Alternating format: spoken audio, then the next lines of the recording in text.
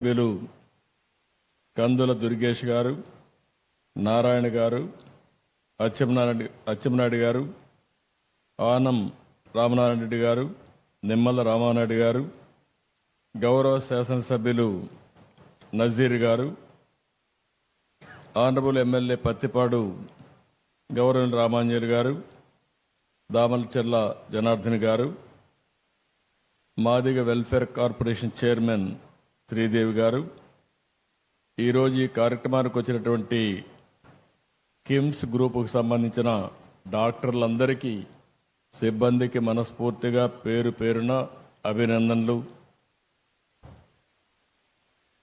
ఈరోజు ఒక wonderful experience. Bhaskar Rao గారు మాట్లాడుతూ ఉంటే ఇంకా మన ఆరోగ్యం గురించి ఆలోచించాల్సిన అవసరం లేదు అనే విధంగా మాట్లాడగలిగాడు. That is the marketing. చేసిన పనిని చాలా స్పష్టంగా చెప్పడం, చేయబోయే దానిపైన మళ్ళీ ప్రజల్లో ఒక మంచి అభిప్రాయం కూడా క్రియేట్ చేయాల్సిన అవసరం ఉంది. ఆయన మాట్లాడాడు. ఆయన మాట్లాడిన దానికి ప్రూఫ్ ఆఫ్ కాన్సెప్ట్ ఉంది. ఎగ్జాక్ట్గా 2000 సంవత్సరంలో నెల్లూరులో నేనే ఆ రోజు మొదటి హాస్పిటల్ ప్రారంభించాలనుకుంటున్నాను. అక్కడి నుంచి స్టార్ట్ చేశాడు. ఎగ్జాక్ట్గా 25 సంవత్సరాలు, 5000 బెడ్స్, 5-6 రాష్ట్రాల్లో విస్తరించాడు. ఈరోజు 25,000 కోట్ల రూపాయలు మార్కెట్ క్యాప్ సాధించాడు. అందుకే అన్నాను, ఎప్పుడైనా చెప్పేటప్పుడు విశ్వసనీయత ఉండాలంటే చేసి చూపిస్తే విశ్వసనీయత వస్తుంది. అది చేసి చూపించిన వ్యక్తి సంస్థ భాస్కర్ రావు గారు. అదే మరి కిమ్స్ అని చెప్పి కూడా నేను మీకు తెలియజేస్తున్నా. ఈరోజు దేశంలోనే అతిపెద్ద వ్యవస్థల్లో ఇది ఒక మంచి చైన్గా తయారయ్యే పరిస్థితి వచ్చింది. తెలంగాణ, ఆంధ్రప్రదేశ్, కేరళ, కర్ణాటక, మహారాష్ట్ర, ఈ అన్ని నగరాల్లో, అన్ని సిటీల్లో ఉంది. నేను వస్తా ఉంటే చూపించాడు. వెరీ గుడ్ మార్కెటింగ్ మేనేజర్ అనుకున్నాను. ఇప్పుడు మాట్లాడినప్పుడు కూడా చూశాను. హాస్పిటల్లో వస్తే ఎక్కడెక్కడ కిమ్స్ హాస్పిటల్స్ ఉన్నాయో మొత్తం మ్యాప్ వేసి, ఆంధ్ర మ్యాప్ వేసి చాలా స్పష్టంగా చూపించాడు. అంతటితో ఆగలేదు. అక్కడి నుంచి మళ్ళీ ఆంధ్రప్రదేశ్లో ఎలాంటి పండుగలు చేస్తారో అవన్నీ కూడా చేశారు. అక్కడి నుంచి మీరు చూస్తే ఆ గోడలంతా కూడా మనం చిన్నప్పుడు చదువుకున్నప్పుడు జ్ఞాపకం వస్తుంది. అలాంటి పెయింటింగ్స్ వేసి ఆంధ్రప్రదేశ్లో టూరిజం స్పాట్స్ కూడా మొత్తం ఒకసారి చూపించాడు. ఒక పక్క హిస్టరీ, ఒక పక్క జియోగ్రఫీ, ఇంకో పక్క మెడికల్ నాలెడ్జ్ కూడా, ఏ జబ్బు వస్తే ఏ విధంగా ఉండాలి, జాగ్రత్తలు తీసుకోవాలని కూడా బ్యూటిఫుల్గా చూపించాడు. అంటే దీన్ని బట్టి చూస్తే మనిషి పూర్తిగా ఇన్వాల్వ్ అయ్యాడు. ఏం చేస్తే ప్రజల్లో చైతన్యం వస్తుందో అది చేస్తూ ముందుకు పోతున్నాడు. అందుకే సక్సెస్ అయ్యాడు. దానికి మరొక్కసారి మీ అందరి తరపున కూడా రాష్ట్రంలో మీరు చూస్తే నెల్లూరు, రాజమండ్రి, శ్రీకాకుళం, ఒంగోలు, వైజాగ్, అనంతపూర్, కర్నూలు ఎక్సెప్ట్ 2 చెప్పాడు. రేపు ఎల్లుండి ఆ 2 కూడా పెట్టేస్తాడు. కాబట్టి అన్ని జిల్లాల్లో, కొత్త జిల్లాల్లో కూడా కిమ్స్ హాస్పిటల్స్ వచ్చే పరిస్థితికి వచ్చింది. అయితే ఇక్కడ మనం గుర్తుపెట్టుకోవాల్సింది, ఒక పక్క నెట్వర్క్, రెండో పక్కన మీరు చూసినప్పుడు ఒక డిసిప్లిన్. ఈ 2 కూడా ప్రాక్టీస్ చేస్తూ వచ్చారు. ఆయనైతే చాలా ABCD నుంచి Z వరకు మొత్తం చెప్పారు. ఏ విధంగా ఉండాలి అవన్నీ చాలా డీటెయిల్డ్గా చెప్పాడు. ఈరోజు మీరు చూస్తే హైదరాబాద్లో ఒక 1000 పడకల ఆసుపత్రి సికింద్రాబాద్లో పెట్టారు. ఇంకొక పక్కన ఇప్పుడే ఆయన చెప్పింది ఒక ఆంధ్రప్రదేశ్లోనే, ఇక్కడే గుంటూరు, విజయవాడ, అమరావతిలోనే 2000 బెడ్లు పెట్టే పరిస్థితికి వస్తున్నారు. ఇవన్నీ కూడా మార్కెటింగ్. అంటే ఒక విజన్ ఉండే వ్యక్తి భాస్కర్ రావు గారు అని చెప్పిన అభిప్రాయం. అది కూడా మోడల్స్, ఒక మోడల్ ఆయన చెప్పాడు. ఆ మోడల్ కూడా మీరు చూస్తే ఎంప్లాయీస్ ఎవరైతే ఇందులో పనిచేస్తున్నారో 10,000 మంది ఈ హాస్పిటల్లో పెట్టుబడులు పెట్టారు. 25,000 కోట్ల రూపాయలు మార్కెట్ క్యాప్లో ఈ 10,000 మందికి 12,000 కోట్ల రూపాయలు మార్కెట్ క్యాప్ వచ్చిందంటే ఆ రోజు పెట్టిందంతా కూడా 100 కోట్లు పెట్టారేమో. 100 కోట్లు పెడితే ఈరోజు 12,000 కోట్ల రూపాయలు మార్కెట్ క్యాప్ వచ్చిందంటే ఆయన ఒక్కడు బాగుపడడం కాదు, హాస్పిటల్లో చేరిన ప్రతి ఒక్క డాక్టర్కి ప్రతి ఒక్కరికి షేర్ ఇచ్చాడంటే అది విజయ రహస్యం అని చెప్పి మరొకసారి మీ అందరికీ తెలియజేస్తున్నా. మనం అందరం ఒకటే ఆలోచిస్తాం, నేను బాగుంటే చాలని. కానీ సంస్థ బాగుండాలంటే అందులో పనిచేసే వ్యక్తులకు కూడా భాగస్వామ్యం ఉండాలి. అలాంటి భాగస్వామి పెట్టాడు కాబట్టి 25 సంవత్సరాలుగా 80% ఎవరైతే ఈ హాస్పిటల్లో చేరారో ఇది నా హాస్పిటల్ అనే భావన వచ్చి ఇక్కడే హాస్పిటల్లో సర్వీస్ చేసే పరిస్థితికి వచ్చారు. ఇది ఒక మంచి అనుభవం అని చెప్పి కూడా మిగిలిన పారిశ్రామికవేత్తలకు విజ్ఞప్తి చేస్తున్నా.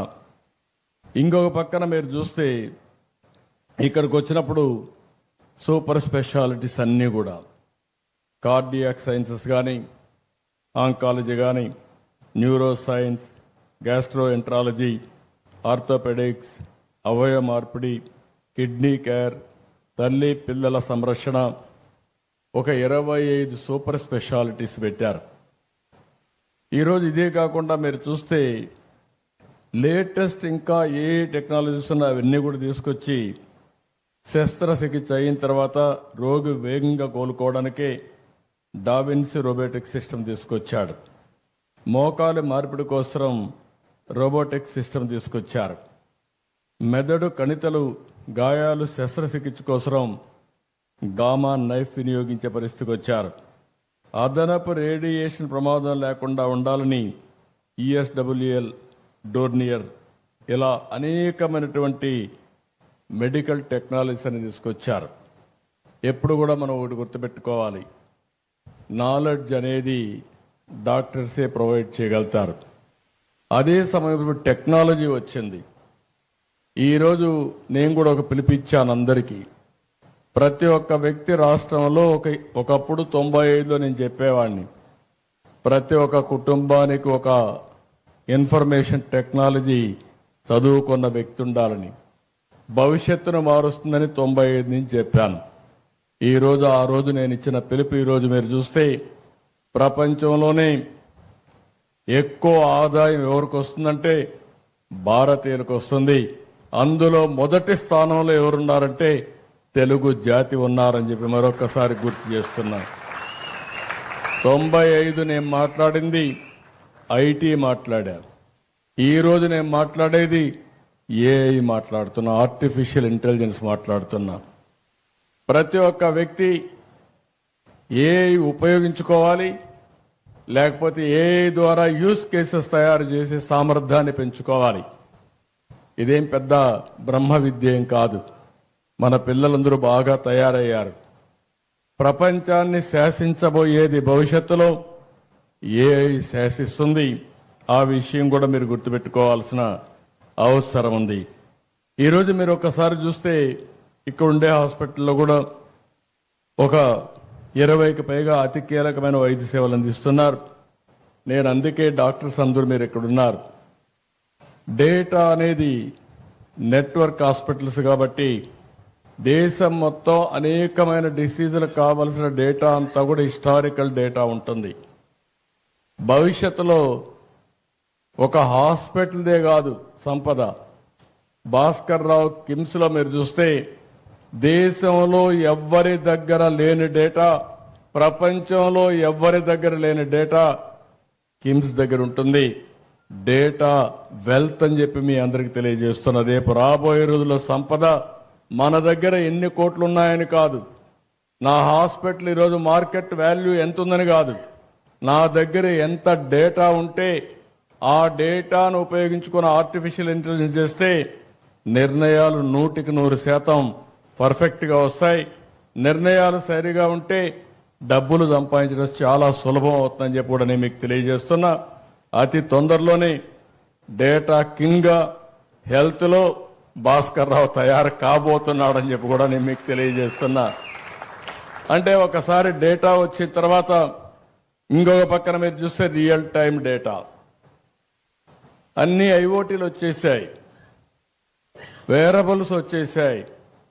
ఈరోజు హాస్పిటల్లో డాక్టర్లు కూడా మీరు చూస్తే ఆపరేషన్ చేస్తా ఉంటే ఏఐ ద్వారా మీకు మొత్తం గైడ్ చేసే పరిస్థితికి వచ్చింది. నువ్వు ఇక్కడ తప్పు చేస్తున్నావు, ఇది కరెక్ట్గా చేయి, ఇక్కడే ప్రేషన్ ఉంది, ఇక్కడ చేయాలని చెప్పి మిమ్మల్ని గైడ్ చేసే పరిస్థితికి వస్తూ ఉంది. దీనివల్ల ఏం జరుగుతుందని మీరు ఆలోచిస్తే ఈ డేటా ఈ యొక్క గైడెన్స్ వల్ల మామూలు డాక్టర్ కూడా ఎక్స్ట్రాడినరీ ఆపరేషన్ చేసే పరిస్థితికి వస్తున్నాడు.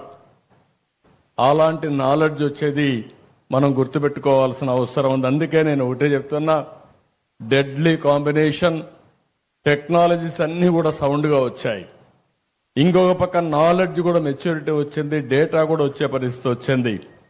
రియల్ టైం అప్లికేషన్ చేయడానికి ఆర్టిఫిషియల్ ఇంటెలిజెన్స్ కానీ మళ్ళీ ఆర్టిఫిషియల్ ఇంటెలిజెన్స్ ద్వారా మీరు ఎక్కడున్నా మీకు నాలెడ్జ్ ప్రొవైడ్ చేయడం రియల్ టైంలో జరిగే పరిస్థితి వచ్చింది.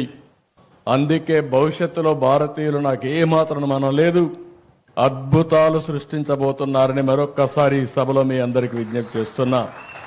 అయితే దీనికి కావాల్సింది మనమందరం కూడా ఆ డైరెక్షన్లో ఆలోచించాలి. ఒకప్పుడు హాస్పిటల్ లేని పరిస్థితి. 82 మా ఫాదర్ ఇన్ లా గౌరవనీయులు ఎన్టీ రామారావు గారు ఆ రోజు ఆయన ఆపరేషన్ చేసుకోవాలంటే అమెరికాకు పోయి హార్ట్ ఆపరేషన్ చేసుకొని వచ్చాడు.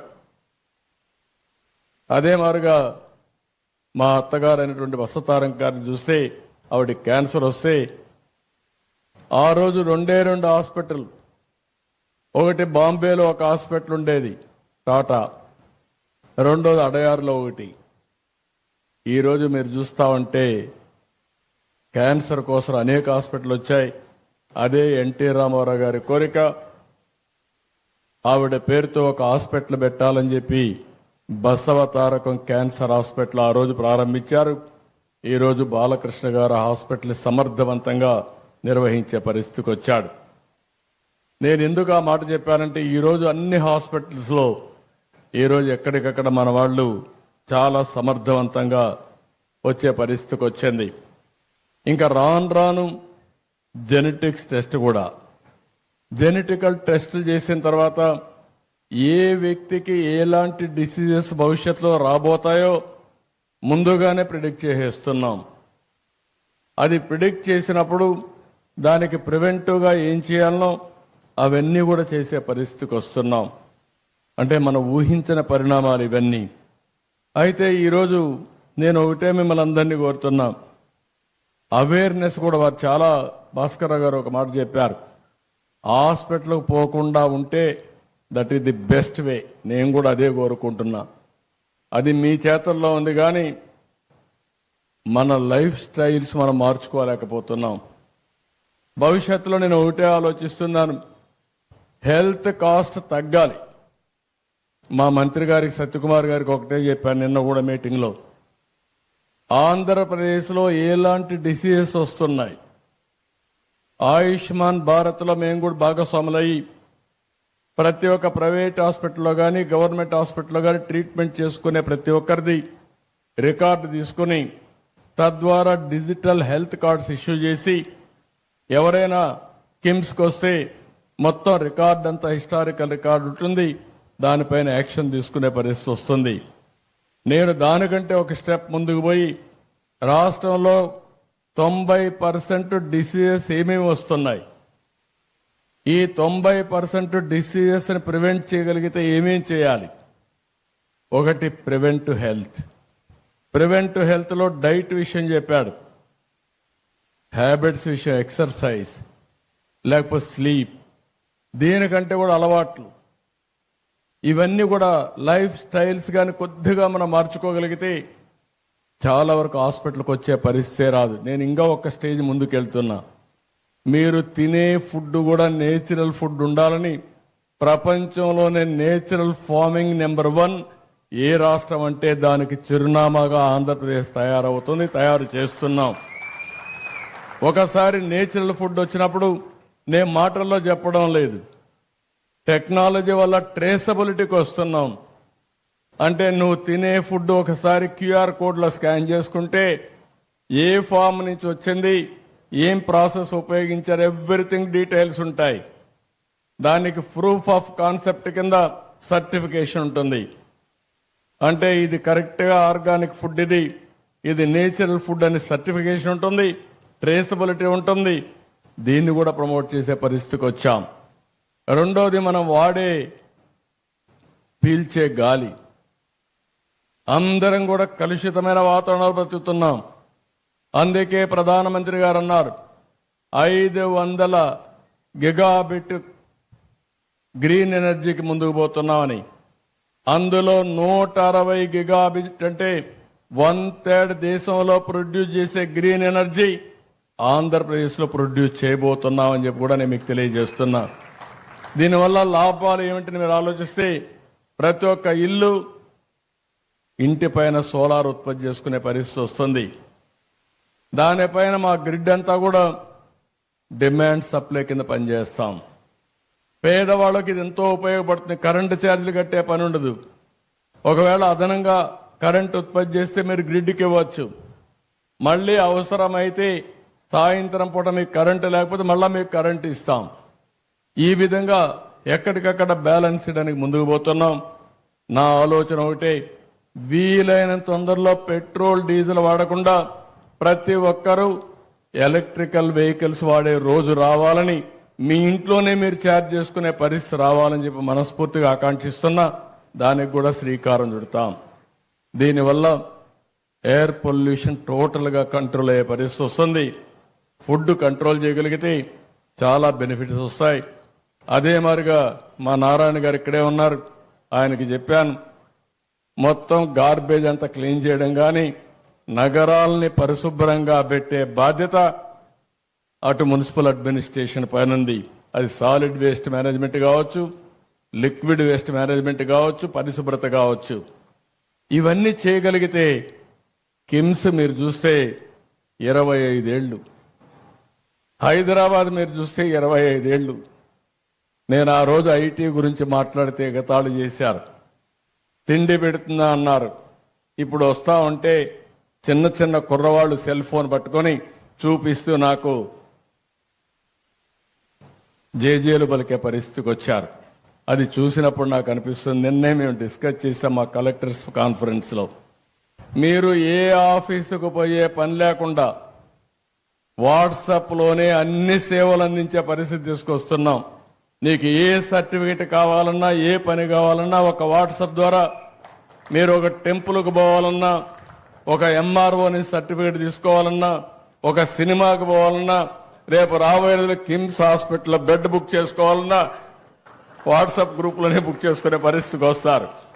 అంటే మొట్టమొదటిసారిగా నేను ఆలోచించేది, గవర్నమెంట్ ఆలోచిస్తున్నా, ప్రైవేట్ సేవలు కూడా ఇంటిగ్రేట్ చేస్తే ఇంకా మీరు ఎక్కడికి పోయే పని లేదు, మీ ఫోన్ ద్వారానే అన్ని పనులు అయిపోయే పరిస్థితి వస్తుంది. ఇలాంటి వినూత్నమైన ఇంకొక పక్కన మీరు చూసినప్పుడు మా గవర్నమెంట్ను కూడా ప్రైవేట్ వాళ్ళు ఎంత సమర్థవంతంగా గ్యారప్ చేస్తున్నారో, గవర్నమెంట్లో కూడా కంప్యూటరైజేషన్ చేసి ఎక్కడికక్కడ సమర్థమైన సుపరిపాలన ఇవ్వడానికి ముందుకు పోతున్నాం. అందుకే నేను ఒక మాట చెప్పాను, నేను చేసే పని 2047 స్వర్ణాంధ్రప్రదేశ్. నరేంద్ర మోడీ గారి విధానం వికసిత్ భారత్ 2047. స్వర్ణాంధ్రప్రదేశ్ వికసిత్ భారత్కి అనుసంధానం చేసుకుంటూ ముందుకు పోవాల్సిన అవసరం ఉంది. అదే సమయంలో నేను ఒకటే ఆలోచిస్తున్నాను, వెల్తీ, హెల్తీ, హ్యాపీ సొసైటీ. ప్రతి ఒక్క వ్యక్తి డబ్బులుండాలి, ఆరోగ్యంగా ఉండాలి, ఆనందంగా ఉండాలి. అప్పుడే ఆరోగ్యం వస్తుంది, అప్పుడే ఆదాయం వస్తుంది. ఈ మూడు కూడా కలుపుకొని అలాంటి సమాజాన్ని క్రియేట్ చేయడం కోసం ముందుకు పోతున్నామని చెప్పి కూడా నేను మీకు తెలియజేస్తున్నా. అందుకనే ప్రభుత్వంలో కూడా మొత్తం డేటా తీసుకున్న తర్వాత మెడికల్ కాస్ట్ ఎట్ట తగ్గించాలని ఆలోచిస్తున్నాం. ఈరోజు పేద కుటుంబాలన్నీ చితికిపోతున్నాయి. ఓసారి బాధేస్తుంది, ఓసారి ఆరోగ్యం మాట్లాడుతున్నాం, ప్రోగ్రెస్ చూసి ఆనందపడుతున్నాం. ఓసారి ఒక్కొక్క పేషెంట్కి 60 లక్షలు 70 లక్షలు ₹1,00,00,000 మెడికల్ బిల్లు వచ్చే పరిస్థితి వస్తూ ఉంది. చాలా మంది ఆస్తులు అమ్ముకొని కూడా ప్రాణాలు కాపాడుకోవడానికి కష్టపడి ముందుకు పోయే పరిస్థితి వస్తున్నారు. ఓసారి బతుకుతున్నారు, ఒకసారి చనిపోతున్నారు. కానీ చనిపోయిన తర్వాత ఆ ఫ్యామిలీని చూస్తే ఫైనాన్షియల్గా చితికిపోయే పరిస్థితికి వస్తున్నారు.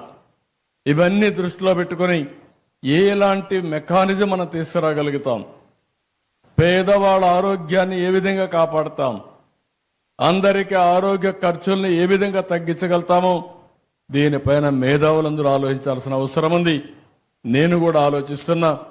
ఈరోజు హాస్పిటల్లో కూడా ఇంకొక విషయం కూడా, ఇక్కడ డాక్టర్స్ ఉన్నారు, కొంతమంది ప్రైవేట్ మెడికల్ కాలేజెస్ కూడా ఉన్నాయి. మీరందరూ కూడా శ్రద్ధ పెట్టాలి. మీరు మీ హాస్పిటల్ మేనేజ్మెంట్ ఎంత ముఖ్యమో సమాజం కూడా అంతే ముఖ్యం. ప్రివెంటివ్ హెల్త్ గురించి మీ అందరి బాధ్యత. ప్రజా చైతన్యం తీసుకురావాల్సిన అవసరం ఉంది. అదే సమయంలో రియల్ టైం మానిటరింగ్ కూడా. చీటికి మాటికి మీరు హాస్పిటల్ అందరినీ పేషెంట్లు చేర్చి తద్వారా వాళ్ళకు రూమ్ రెంట్లు వేసి విపరీతంగా భద్ర పెంచేసే పరిస్థితికి వస్తున్నారు. ఈరోజు వేరబుల్స్ వచ్చాయి.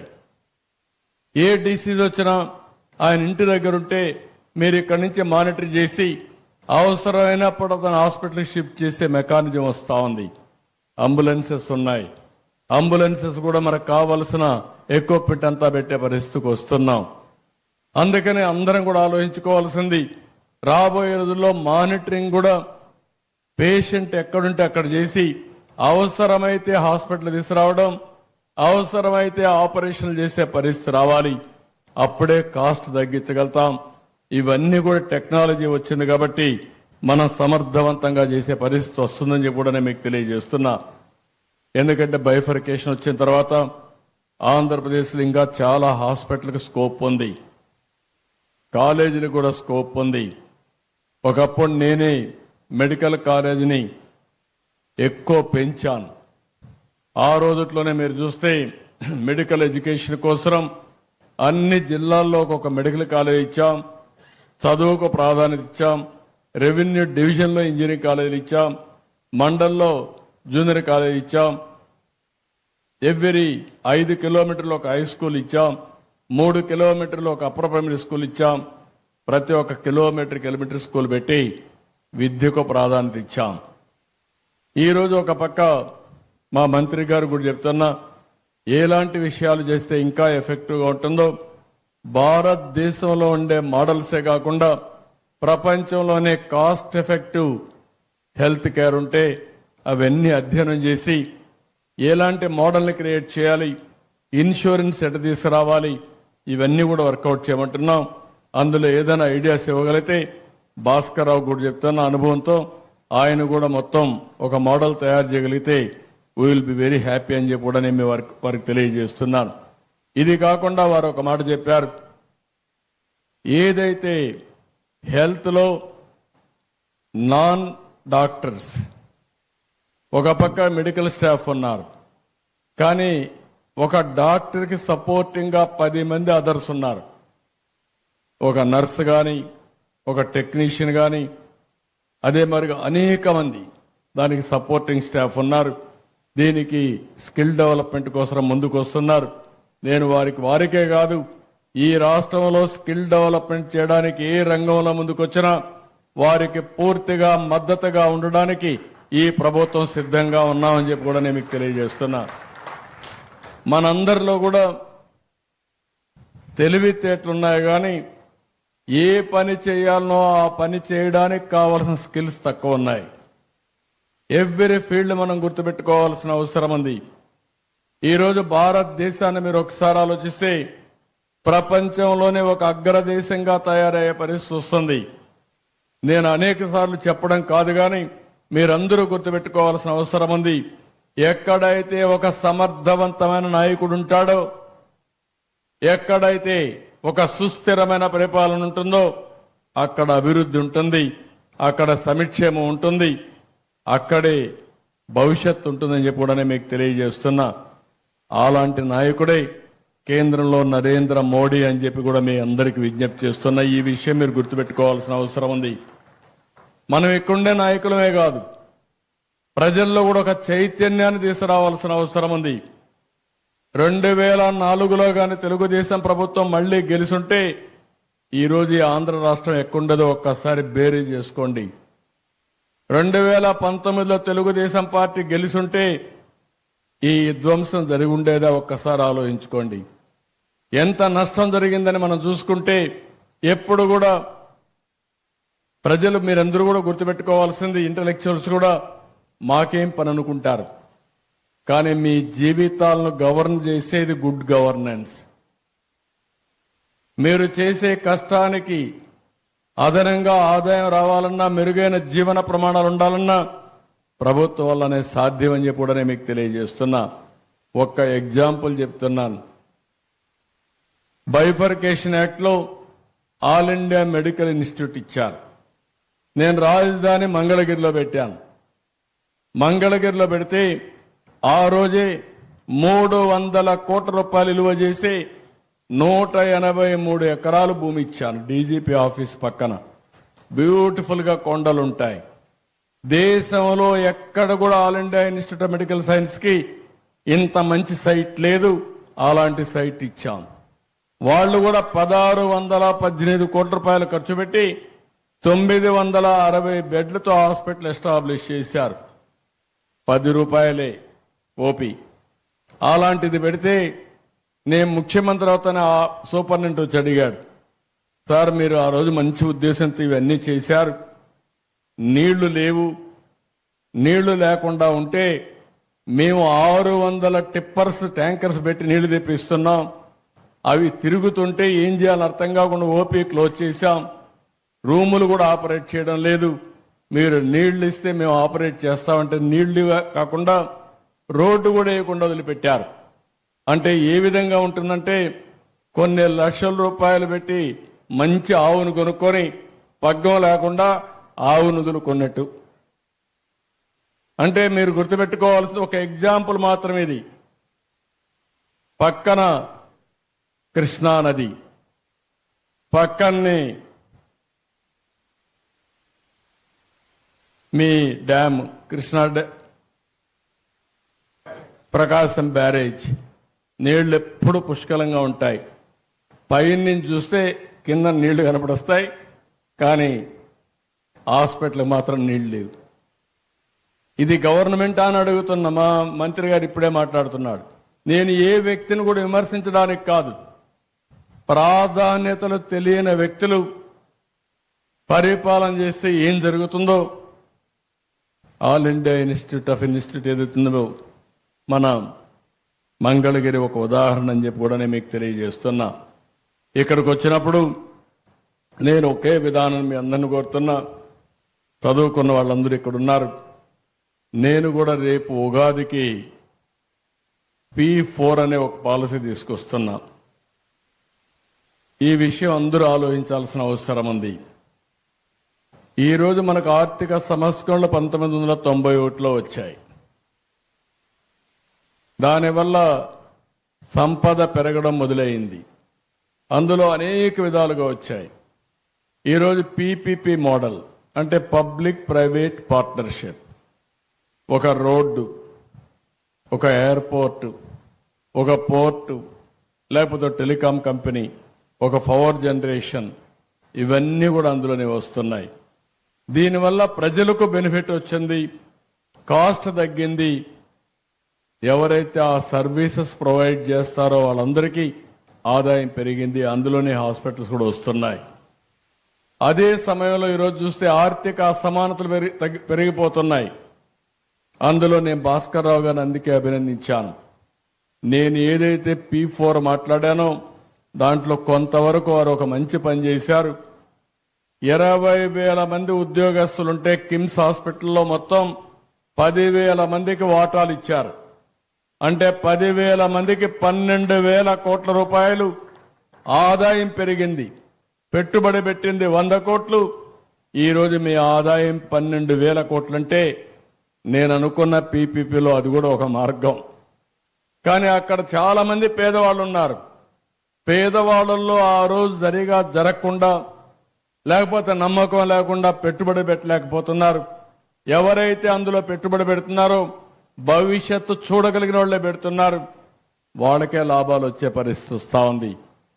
అందుకే నేను సమాజానికి ఒక బాధ్యత తీసుకుని P4 అంటే పబ్లిక్ ప్రైవేట్ పీపుల్ పార్ట్నర్షిప్ తీసుకుని హై నెట్వర్త్ ఇండివిజువల్స్ అంతా పేదవాళ్ళని అడాప్ట్ చేసుకునే మార్గం చూడాలి. టాప్ లో ఉండే 10%, బాటంలో ఉండే 20% అడాప్ట్ చేసుకుని సమాజం మనకి స్థాయి ఇచ్చింది. ఈ స్థాయికి మనం రాగలిగాం. కనీసం మన జీవితంలో మన బాధ్యతగా తీసుకుని నేను ఒకప్పుడు జన్మభూమి పెట్టాను, ఇప్పుడు P4 అంటున్నాను. కనీసం మీరు మీ జీవిత కాలంలో మీ కుటుంబం కోసమే కాకుండా, మీకోసమే కాకుండా సమాజం కోసం బ్రతికే విధంగా ఒక 10 మందినో 20 మందినో 50 మందినో పైకి తీసుకొచ్చే కార్యక్రమానికి శ్రీకారం చుట్టడానికి P4 పాలసీ తీసుకొచ్చానని చెప్పి కూడా మీకు తెలియజేస్తున్నా. అసమానతలు తగ్గాలి, పేదరికం పోవాలి. మొదటి విడతగా జీరో పావర్టీ మాట్లాడుతున్నాను. జీరో పావర్టీ అయిన తర్వాత ప్రభుత్వం ఇవ్వాల్సిన అంత డబ్బులు ఇస్తాం. వాళ్లకు డబ్బులు లేక కాదు, ఆ సమయంలో నిర్ణయాలు తీయడంలో చాలా ఫెయిల్ అవుతున్నారు. ఈరోజు భాస్కర్ రావు గారు మెరుగైన నిర్ణయాలు చేయగలుగుతున్నారు. దానికి కారణం ఆయన సక్సెస్ అయ్యాడు.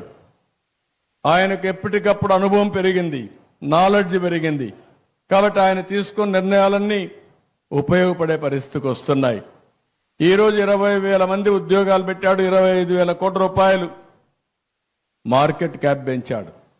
కనీసం అలాంటి వ్యక్తులు కూడా ఒక 500, 100 మందో 1000 మందినో P4 కింద తీసుకుని మనతో సమానంగా కాకపోయినా ఆర్థికంగా పైకి తీసుకొచ్చి సమాజంలో ఆర్థిక అసమానతలు తగ్గించడానికి తోడ్పాటు ఇవ్వాల్సిందిగా విజ్ఞప్తి చేస్తున్నా.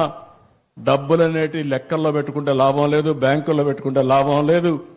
పేదవాడు తినడానికి తిండి లేకుండా, సమయానికి ఆరోగ్యాన్ని మెరుగుపరుచుకోవాలని డబ్బులు లేకపోతే ఆ వ్యవస్థ కరెక్ట్ కాదనేది నా అభిప్రాయం.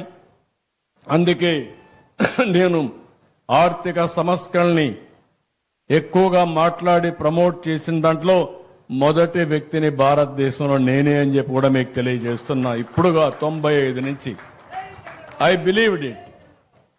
సంపద సృష్టించాలి. సంపద సృష్టించిన తర్వాత సంపదని పేదవాళ్లకు తీసుకుపోవడానికి మనం పనిచేయాలి. అదే సమయంలో టెక్నాలజీ మాట్లాడాను. ఈరోజు టెక్నాలజీ కూడా మెచ్యూరిటీ వచ్చింది. ఈరోజు టెక్నాలజీని ఉపయోగించుకుని మనం కానీ ఈ ఆర్థిక అసమానతలు తగ్గించే విధానానికి తీసుకురాగలిగితే అది శాశ్వతం. అదే రాజకీయ నాయకులుగా మేము చేయాల్సిన పని. అలాంటి పబ్లిక్ పాలసీస్ తీసుకొస్తామని చెప్పి కూడా నేను మీకు తెలియజేస్తూ, ఈరోజు నా యొక్క మనసులో ఉండేదాన్ని కొంతవరకు భాస్కర్ రావు గారు చేయగలిగారు. వారిని మనస్ఫూర్తిగా అభినందిస్తున్నా. ఈ మోడల్ని ఇంకా పర్ఫెక్ట్ చేయాల్సిన అవసరం ఉంది. అన్ని ఏరియాస్లో కూడా ఎక్కడికక్కడ ఈ పాలసీస్ గారు మనం ఆలోచిస్తే మనసుంటే ఆలోచనలు వస్తాయి. అట్లా కాకుండా స్వార్థం పెరిగితే మన ఆలోచనలు కూడా కుచించకపోయే పరిస్థితి వస్తుంది. అందుకే ఈరోజు ఈ మీటింగ్లో చాలా స్పష్టంగా ఇంకోటి కూడా ఆలోచించాం. అవసరమైతే 175 నియోజకవర్గాలు ఉన్నాయి. మా మంత్రిని కూడా కోరుతున్నాం, 175 నియోజకవర్గంలో ప్రతి ఒక్క నియోజకవర్గం హెడ్ క్వార్టర్లో ఒక మంచి హాస్పిటల్ ఇవ్వడానికి ఎలాంటి పాలసీ తీసుకొస్తే ఒక 300 బెడ్లతో మల్టీ సూపర్ స్పెషాలిటీ కాకపోయినా ఒక స్పెషాలిటీ హాస్పిటల్ పెట్టి ఎక్కడికక్కడ ఏ పేషెంట్ రావాలన్నా ఒక గంటలో హాస్పిటల్కి వచ్చే వైద్య సదుపాయాన్ని ఏర్పాటు చేయాల్సిన బాధ్యత ఉంది. ఇప్పుడు ఉండేటన్ని చూసుకుంటాం. గ్యాప్లుంటే ఒక పాలసీ తీసుకొస్తాం.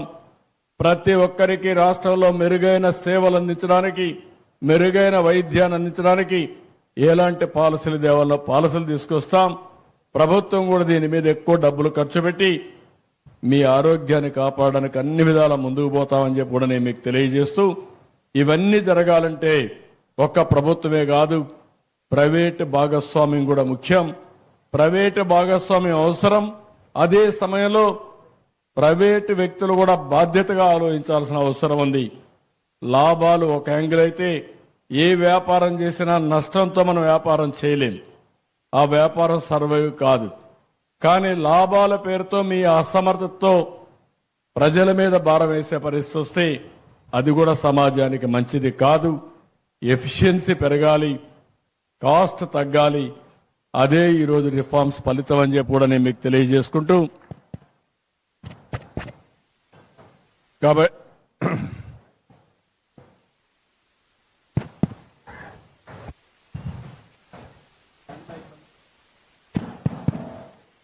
హలో అలాంటివన్నీ